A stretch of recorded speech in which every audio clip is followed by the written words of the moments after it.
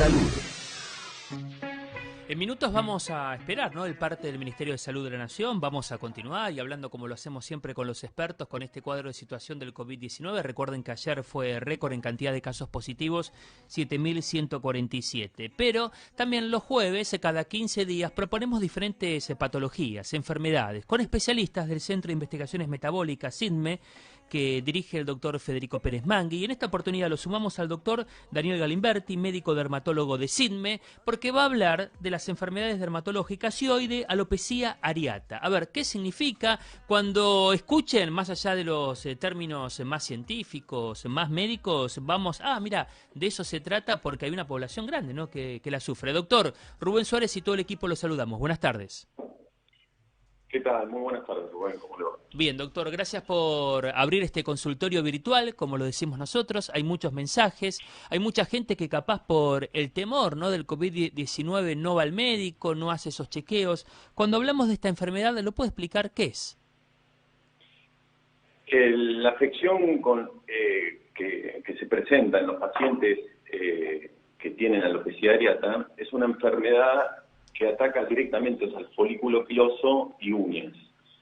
Y se produce, si bien el origen es multifactorial, o sea, no se sabe cuál es el desencadenante, pero hay una pérdida del cabello y una alteración en el crecimiento de las uñas de los pacientes. Pérdida de cabello y alteración en las uñas. Y también en las cejas, ¿no? Claro, exactamente. O sea, las cejas también pueden estar afectadas, las pestañas.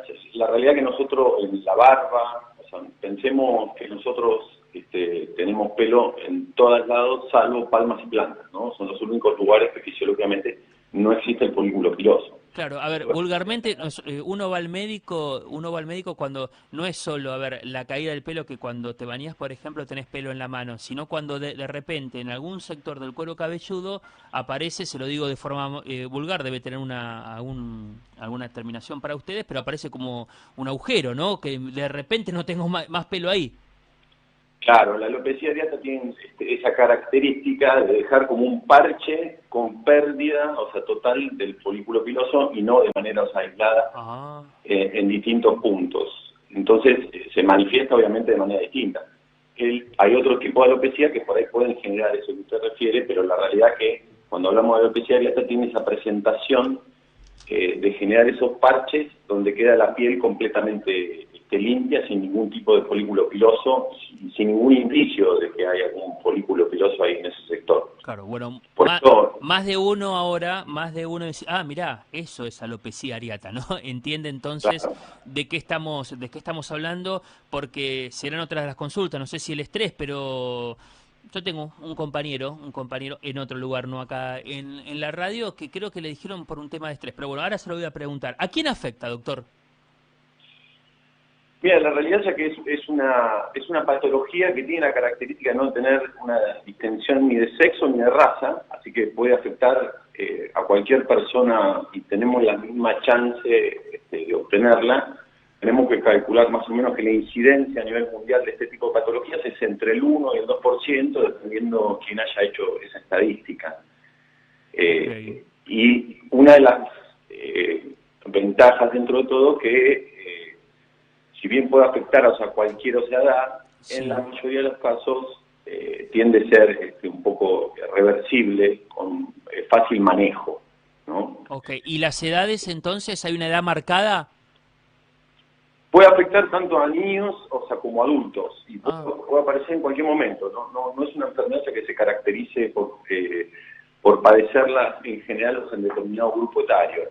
Claro. Por ahí en los adultos es mucho más frecuente entre los 20 y los 40 años, sí, pero puede aparecer a cualquier edad. ¿Mm? Y cuando le preguntan, ¿por qué me pasa esto, doctor? ¿Qué responde? Bueno, hay una cuestión de bastante dificultosa a veces para poder responderlo, porque uno habla siempre que el origen es multifactorial, pero hoy por hoy entendemos que hay una incidencia esa genética que es la que marca el rumbo de que se presenta esa enfermedad. Frente a esa incidencia, esa genética, frente a algunos estímulos, como usted mencionaba anteriormente, que puede ser el estrés, sí, puede presentarse los signos y síntomas de la alopecia areata. Okay. No es es importante entender esto, que no es una cuestión de estrés, porque si la gente, a veces nosotros le generamos, al paciente empieza a tener la pérdida del cabello con estas características y se empieza a perseguir, pero si yo estoy bárbaro, estoy con trabajo, sí. O sea, mi familia todo bien, y no es una cuestión que pura y exclusivamente esté directamente relacionada con el estrés, okay.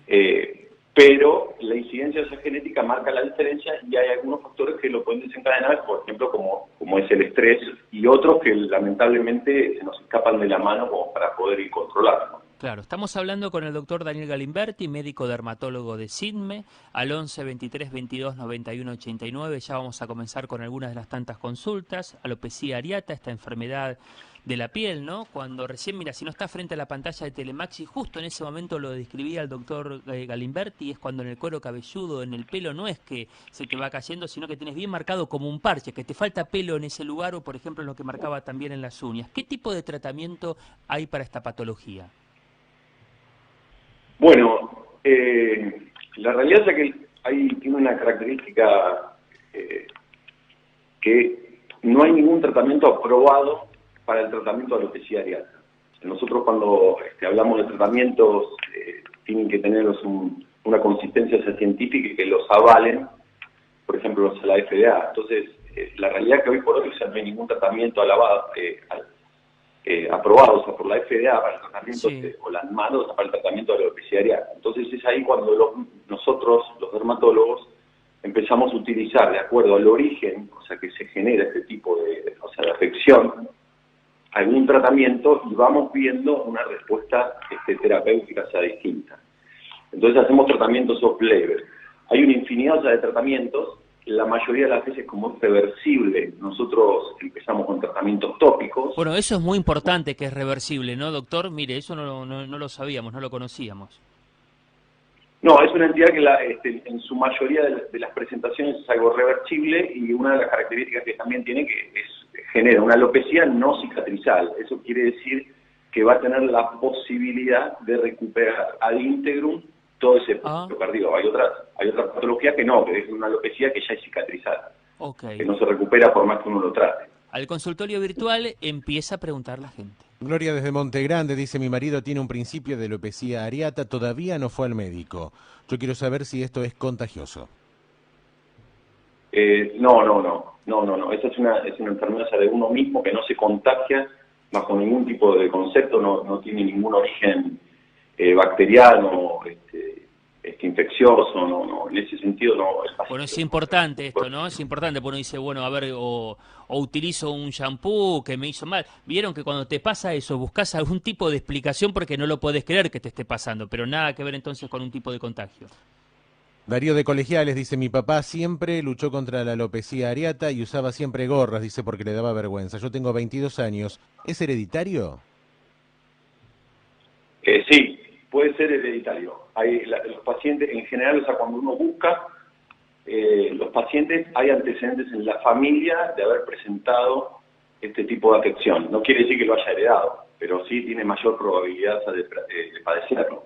Okay. Miguel de San Fernando dice: para la alopecia areata me recetaron corticoides. ¿Esto está bien? ¿No tiene consecuencias para mi organismo? Pregunta. Bueno, es una de las líneas, es una de las primeras líneas que uno utiliza para esta afección, ¿no? Es el tratamiento, o sea, con corticoides. Lo más importante, o sea, siempre digo, no es el tratamiento que uno indica, sino cómo uno lo maneja. Así que bien manejado, o sea, puede ser completamente, o sea, bien controlado, ¿no? No es una cuestión que esté contraindicado realizarse el tratamiento con corticoides. Lo más importante es cómo manejamos ese tratamiento y cómo vamos manejando las dosis, y puede ocurrir, no siempre, recordemos que no siempre es corticoide el tratamiento, hay otros tratamientos que de hecho, o sea, se están haciendo muchas investigaciones con las nuevas terapéuticas, con los biológicos, que la idea justamente, o sea, es que aparezca como tratamiento para la alopecia areata y sea una indicación aprobada por las entidades científicas, ¿no? Y regulatorias. Me llamo Julia, soy de Barracas, dice, tengo 41 años y llevo desde los 19 con alopecia areata. Me empezó junto con una alergia muy acentuada. En mi mejor periodo, el embarazo de mi hijo, de esto ya hace 6 años, estuve fenomenal sin ninguna placa. Dice, llegué a pensar que no me volvería a salir nunca más, pero no fue así. Ya no sé qué más hacer ni qué tomar, la verdad no pienso embarazarme por esto, dice. Gracias, saludos para todos. Bueno, a veces puede ocurrir que el sistema inmune, o sea, el propio paciente frente a un embarazo se desregule un poco y el paciente logre repoblar perfectamente. Claro. En realidad es que lo primero que uno tenemos que entender, o sea, que no es una enfermedad que, o sea, no tenga tratamiento. Hay posibilidades de tratamiento. Entiendo lo que refería la consulta, la Sí. realidad es que es una cuestión fundamentalmente psicosocial en la afección, o sea, que genera, porque no le va a generar otra molestia más allá de como decía la propaganda, ¿no? Que el pelo es el marco de la cara. Claro. O sea, eso es lo más importante que a veces uno debe atacar, por eso es importante hacer los tratamientos. Hay muchas personas, más que nada son las mujeres, o sea, que terminan utilizando peluca por esta presencia, o sea, de parche, porque en algunos casos puede ser hasta total. Entonces, es muy importante acompañarlos y ayudarlos a entender, o sea, que a veces son tratamientos que son largos, Claro. con un buen apoyo, un muy buen seguimiento, o sea, nosotros podemos observar una excelente respuesta terapéutica. Y se puede recuperar en algunos casos el pelo también, ¿no? Claro, sí, recordemos que no es una alopecia, o sea, cicatrizal, no importa la edad, o sea, en cuanto al tiempo que tenga de evolución la enfermedad. Porque hay algunos pacientes dicen, no, yo hace 20 años estoy con esto y nunca logré. Siempre hay una posibilidad, o sea, como para poder revertir ese cuadro. Claro. Hay muy poca información a nivel general cuando llega el paciente, ¿no? Sorprendido por lo que le pasó, ¿se encuentra con eso, doctor? Sí, lo que pasa que cuando generalmente el paciente lo toquea por internet y lo lleva por distintos rangos, ¿no? O sea, desde enfermedades bacterianas, infecciosas. Hay una desesperación muy grande cuando se empiezan a observar este tipo, o sea, de parches. Es como que hay un falta de entendimiento de lo que está pasando. Por eso es bastante frecuente cuando les pasa a los pacientes, o sea, que concurran lo más rápido posible y de manera desesperante.